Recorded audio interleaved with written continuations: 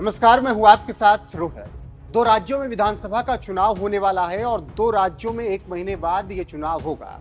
ऐसे में बीजेपी को कश्मीर और हरियाणा में हार का डर सता रहा है।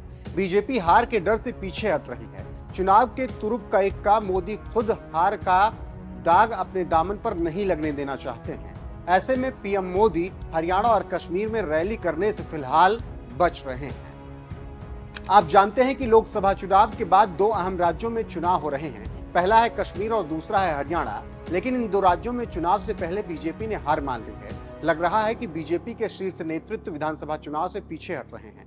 जी हां, नरेंद्र मोदी जब पीक पर थे तो हैदराबाद जैसे मेयर के चुनाव में प्रचार करने पहुंच जाते थे, लेकिन अब जब विधानसभा का चुनाव हो रहा है तो मोदी कन्नी काट रहे हैं। जानकार पूछ रहे हैं कि जिस जम्मू कश्मीर में नरेंद्र मोदी बड़ा काम कर चुके हैं, फिर भी वहां प्रचार में वो क्यों नहीं जा रहे हैं। इस बार तो मोदी को बाहें फैलाकर कश्मीर की जनता का स्वागत करना चाहिए और कहना चाहिए कि हमने आपके जीवन को बदल दिया, अब आपको कोई तकलीफ नहीं होगी, ऐसे में आप हमारी सरकार बनाएं।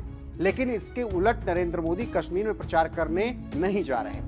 चुनाव प्रचार के 15 दिन बचे हैं, लेकिन मोदी विधानसभा प्रचार में उतरने के बजाय विदेश घूम रहे हैं। तो क्या कहा जाए? ये बात विश्लेषक इसलिए कह रहे हैं कि चुनाव में मोदी की एक अपनी स्टाइल होती है और प्रचार से 1 महीने पहले मीडिया बता दिया जाता है कि फला तारीख को फला जगह इस राज्य में यहाँ पर प्रचार पीएम मोदी करेंगे। लेकिन इस बार ये सब नदारद है।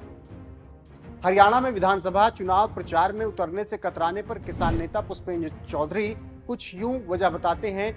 नरेंद्र हमेशा अपना चेहरा कैमरे पर रखते हैं। अगर ओलंपिक विजेता कोई खिलाड़ी मेडल जीतता है तो मोदी जी प्रचार का कोई भी मौका नहीं छोड़ते, क्योंकि उनको लगता है कि उनकी ब्रांड वैल्यू बढ़ती है। लेकिन वहीं पर अगर ओलंपिक खिलाड़ी विनेश फोगाट अपनी समस्या कहती हैं तो उसकी बात वो नहीं सुनते।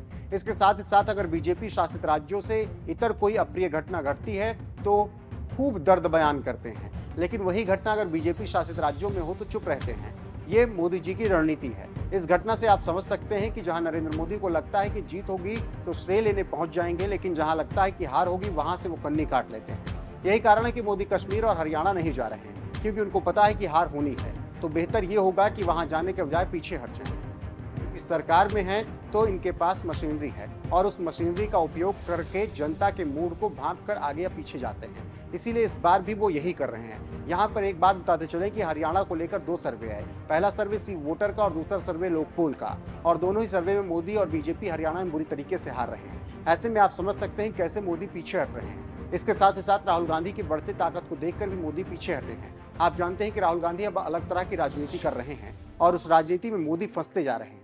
ऐसे में सेफ खेलने के लिए मोदी चुप्पी साध रहे हैं और हार के डर से छिपने के लिए वो समय भी बचा रहे हैं। देखना होगा कि आगे हरियाणा और कश्मीर का रिजल्ट क्या आता है और उसके बाद क्या कुछ होता है, लेकिन उससे पहले मोदी काफी परेशान नजर आ रहे हैं।